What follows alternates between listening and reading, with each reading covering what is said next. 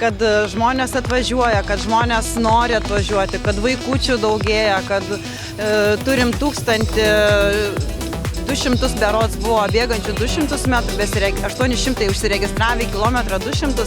Tai ne kiekvienos lengvos atletikos varžybos bendrai sulaukia tokio skaičiaus dalyvių.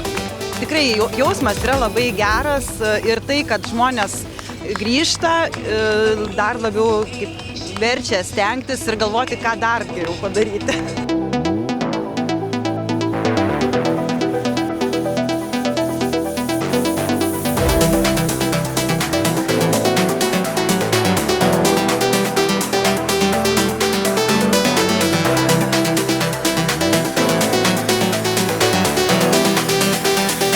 Pirmasis startas ir kažkokių tikslų kelti, atrodo, savo neturėjau.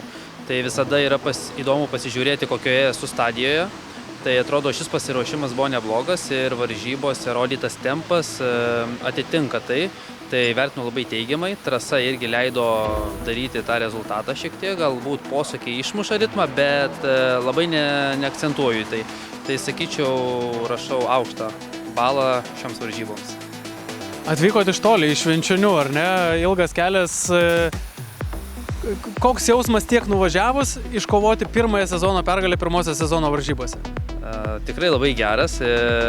Kaip sakyti, pradedu aukšta nata, nes pirmos varžybos iš karto pergalė, geras tempas. Tai esu labai patenkintas, atvažiavau dieną prieš, nes, kaip ir sako, kelionė išvargino, tai truputėlį ir Mažeikiuose pasivaikščiojau į parduotuvėlės, tai įdomu buvo aplankyti jau antrą kartą.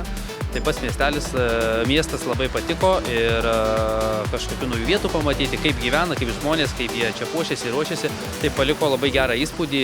Dieną prieš jau atrodo buvo truputėlį pasiruošę, o šiandien varžybose tai tikrai atrodė su energija ir žmonių masė ir kiekis buvo didelis.